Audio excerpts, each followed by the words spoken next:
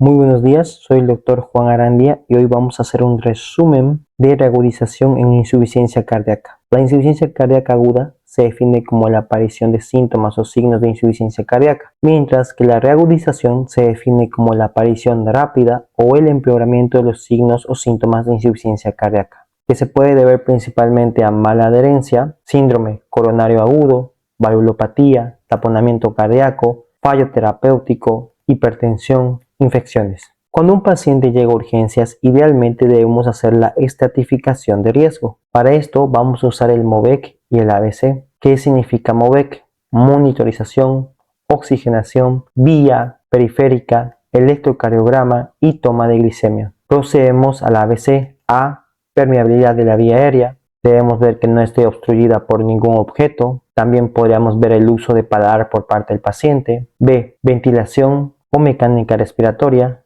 C. Circulación. Acá nos podremos ayudar del llenado capilar. Procedemos a la historia clínica completa. Procedemos a los paraclínicos, la radiografía de tórax para ver los distintos grados de edema pulmonar que podría tener el paciente. Electrocardiograma, que nosotros lo hacemos de manera más precoz, porque una de las principales causas de reagudización es el síndrome coronario agudo. Laboratorio, boom, troponinas, troponina I, enzimas cardíacas, creatinina, electrolitos, glicemia, que se hace de manera más precoz, hemograma, perfil hepático y TSH. El ecocardiograma se va a hacer inmediatamente si hay inestabilidad hemodinámica, si no, en las primeras 48 horas. Los péptidos natriuréticos nos van a ayudar a diferenciar una disnea de origen cardiogénico de una que no lo sea. Gasometría, en caso de alteraciones respiratorias importantes, la procalcitonina, de esto vamos a hablar más en neumonía y sepsis, pero si se justifica, por ejemplo, en caso de sospechar de una infección de origen pulmonar. La clasificación de la falla cardíaca lo vamos a hacer mediante el Stevenson. Después hay que identificar y tratar las causas precipitantes. La oxigenación se va a recomendar en pacientes cuya saturación de oxígeno sea menor a 90% o si la presión arterial de oxígeno en la gasometría es menor a 60 miligramos de mercurio. Se debe considerar la ventilación no invasiva con presión positiva si persiste la hipoxemia pese a la oxigenoterapia, acidosis en la gasometría, distrés respiratorio. Hay que recalcar que la ventilación no invasiva con presión positiva puede reducir la presión arterial y se empleará con precaución en pacientes hipotensos. Se debe tomar regularmente la presión arterial mientras se utilice este tratamiento. Se va a recomendar la intubación en caso de insuficiencia respiratoria que conlleve hipoxemia, hipercapnia, acidosis, no se pueda tratar de manera no invasiva, el paciente presente inestabilidad hemodinámica. ¿Por qué la ventilación mecánica no invasiva con presión positiva es importante? Porque va a hacer que haya un aumento dentro del alveolo, aumento de la presión intraalveolar, que va a hacer que el líquido atrapado en el alveolo vuelva a los capilares. Como hay un aumento de la presión positiva a nivel torácico, va a haber compresión de los grandes vasos, dichos vena cava superior, vena cava inferior. Esto va a lograr que haya una disminución en la precarga, que haya disminución en el retorno venoso, que haya disminución en la circulación pulmonar y esto va a hacer que haya menos sangre. Y si hay menos sangre, hay menos extravasación y hay menos posibilidad de edema pulmonar. Para evaluar el estado hemodinámico del paciente tenemos la clasificación de Stevenson. Esta es de la Sociedad Europea de Cardiología y nos ayuda a evaluar a los pacientes con insuficiencia cardíaca descompensada. Va a evaluar la congestión y va a evaluar la perfusión. Un paciente Stevenson tipo A es un paciente que está bien perfundido o caliente, como dice la guía, y está sin congestión o seco, como dice la guía. Un paciente Stevenson tipo B, que es el paciente más frecuente, va a estar bien perfundido, pero va a estar congestivo. El Stevenson tipo C, que es el peor, el más grave, va a estar mal perfundido y congestivo. El Stevenson tipo L va a estar mal perfundido, pero sin congestión. Es importante recordar que la hipoperfusión no es sinónimo de hipotensión, pero frecuentemente se acompañan de hipotensión. Vamos a hablar del manejo hemodinámico. Nos vamos a centrar en un paciente Stevenson tipo L. Este es un paciente que está mal perfundido, pero que no tiene congestión. La guía nos recomienda empezar con líquidos endovenosos en un bolo pequeño de 200 cc en 15 a 30 minutos. Si esto falla, tenemos los medicamentos de primera elección bien cardioselectivos, los ionotrópicos. Si esto falla, los vasopresores. Y como último recurso, el soporte mecánico. El paciente Stevenson tipo C es un paciente que está mal perfundido y está congestivo. No vamos a empezar a cargarle líquidos porque es un paciente que ya está congestivo. Vamos a pasar a los medicamentos de primera elección, los ionotrópicos, seguido después los vasopresores y como último recurso el soporte mecánico. En este tipo de pacientes primero se trata la hipoperfusión, después se va a tratar la congestión. La hipoperfusión puede llevar a la muerte del paciente. Se van a retirar los beta bloqueantes solo si es necesario. Generalmente en el Stevenson A y B se suele mantener, en el L y el C se suele quitar, pero se va a evitar hasta lo último porque ayudan al recuperamiento del paciente. Aquí tenemos algunos ionotrópicos y vasopresores. Lo que yo quiero que sepan que en este tipo de pacientes, como hay una disminución del gasto cardíaco y va a haber una vasoconstrucción debido al aumento de catecolaminas, nuestro medicamento de elección, nuestro medicamento de primera línea es la dobutamina. ¿Por qué? Porque este medicamento es un ionodilatador. Aparte de aumentar el gasto cardíaco, va a producir una dilatación. Y nuestro medicamento de segunda elección es la noradrenalina. Primera elección, dobutamina. Segunda elección, noradrenalina. Una vez lograda la estabilidad hemodinámica, vamos a pasar a la determinación de la etiología, manejo de congestión y otros manejos. Para la determinación de la etiología, la guía europea nos da esta neumotecnia.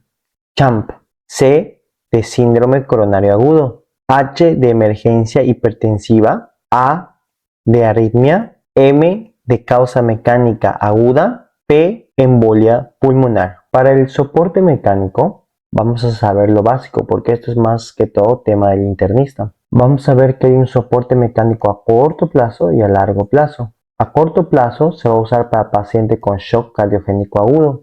Tenemos el balón de contrapulsación aórtica. A largo plazo se va a usar en pacientes con falla cardíaca refractaria, pacientes que estén esperando trasplante de corazón. Para descongestionar vamos a usar diuréticos. El diurético de elección es la furosemida. Debemos saber si el paciente viene con un uso crónico o sin uso previo. Si viene sin uso previo, vamos a usar furosemida 20 o 40 miligramos intravenoso. Se va a ajustar cada 2 horas. Vamos a hacer monitorización mediante el sodio urinario, gasto urinario, peso. Si tiene un uso crónico, vamos a empezar mínimo con la dosis que traía el paciente. Y se puede usar hasta 2,5 veces la dosis que traía el paciente. Esto sale de un artículo del New England, de un estudio conocido como DOSE. Esto nos va a hacer que haya una mayor pérdida de peso y edema, pero también hay más riesgo de alteración renal, aunque esta no suele repercutir de manera crónica. ¿Qué es mejor? ¿Bolo o infusión continua? No hay un estudio que demuestre la superioridad de una, así que la elección dependerá del protocolo de su país. En caso de que haya resistencia a la furosemida, podemos usar tiazida y espirolactona. Aquí tenemos un algoritmo de la Sociedad Europea que nos dice que si tenemos un paciente congestivo, debemos saber si tiene uso crónico o no de diuréticos. Si no tiene, se va a empezar con una dosis de 20 o 40 miligramos intravenoso de furosemida. Si es que tiene uso crónico, mínimamente se va a empezar con la dosis que trae el paciente y se puede usar hasta 2,5 veces la dosis del paciente. Esto basándonos en el estudio DOSE. Después de eso, se va a proceder a la recolección urinaria. E idealmente a las 2 horas debemos ver el sodio urinario. aunque esto no siempre es posible. Entonces debemos ver los signos de congestión de nuestro paciente. A las 6 horas vamos a ver el gasto urinario y, si es posible, el sodio urinario. Nuestra meta de gasto urinario a las 6 horas es de 100 a 150 ml por hora. Si se logró la meta, debemos ver si el paciente sigue o no congestivo. Si no está congestivo nuestro paciente, vamos a desescalonar y pasar a tratamiento vía oral. Si sigue congestivo nuestro paciente, vamos a mantener la dosis. Si no se logra esta meta, vamos a duplicar la dosis. Y a las 6 horas se va a hacer la evaluación del gasto urinario y del sodio urinario, si es posible. Una vez alcanzadas las 24 horas, se va a hacer la evaluación del paciente de su gasto urinario. Después de eso, se va a buscar desescalonar e idealmente pasar a tratamiento vía oral. Vasodilatadores. Disminuyen la presión de llenado y poscarga. Van a ser útiles en crisis hipertensiva o insuficiencias mitral o aórtica aguda. Acá tenemos los distintos vasodilatadores, sus dosis y sus efectos secundarios principales. Otras terapias: anticoagulación, que está indicada en todos los pacientes, la tromboprofilaxis, restricción hídrica de sodio y agua, sodio menor a 2 gramos por día y agua menor a 2 litros por día. Opiáceos solo en disnea refractaria. Ahora quiero que miren esto y que entiendan lo siguiente. Una reagudización de la insuficiencia cardíaca no es igual a quitar beta bloqueante. Se va a quitar en los pacientes que estén bien hipotensos o bradicárdicos. También, una vez pasado el tratamiento vía oral al paciente, se recomienda tenerlo internado durante 2 días para evitar lo que vendría siendo una reinternación. Pero obviamente esto en nuestro medio no es muy factible. Estos son los criterios para alta hospitalaria y seguimiento en la fase de alto riesgo de la Sociedad Europea de Cardiología. En resumen, cuando viene nuestro paciente debemos saber si está en shock cardiogénico o no. Si está con shock cardiogénico, hay que empezar el tratamiento con dobutamina. Si esta falla, la nitroglicerina, y si esto falla, hay que pensar en un soporte mecánico. Hay que ver si el paciente tiene insuficiencia respiratoria o no, para empezar el apoyo ventilatorio. Oxígeno, ventilación no invasiva con presión positiva, intubación.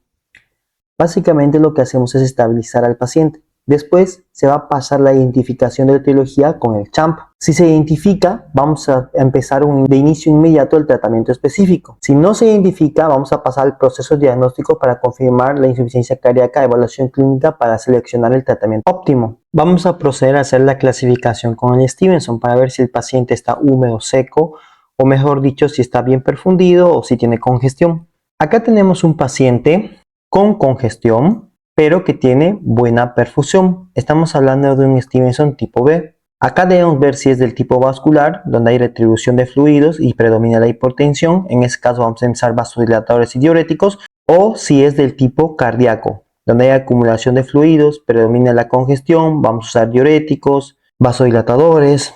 La ultrafiltración se considera en caso de resistencia diurética. Acá tenemos un paciente que está seco y caliente, o sea que está bien perfundido y no tiene congestión, un Stevenson tipo A.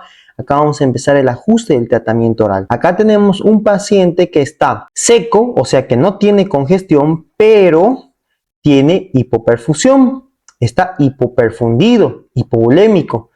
La guía nos recomienda, este es el Stevenson tipo L, la guía nos recomienda empezar con una carga de fluidos, considerar un ionotrópico si persiste la hipoperfusión. Y por último tenemos un paciente húmedo, frío, o sea, un paciente que está congestivo y está mal perfundido, un paciente Stevenson tipo C, que es el más grave. Si la presión arterial sistólica es menor a 90 miligramos de mercurio, se va a pasar a hacer los ionotrópicos, considerar vasopresores, diuréticos cuando se corrija la perfusión, considerar asistencia mecánica circulatoria si no responde al tratamiento farmacológico. Ahora, si la presión arterial sistólica es mayor a 90 miligramos de mercurio, vamos a pasar a hacer vasodilatadores, diuréticos y considerar un ionotrópico en caso de refractarios. Eso fue todo. Muchas gracias por asistir a la clase y les espero la próxima. Sigan estudiando.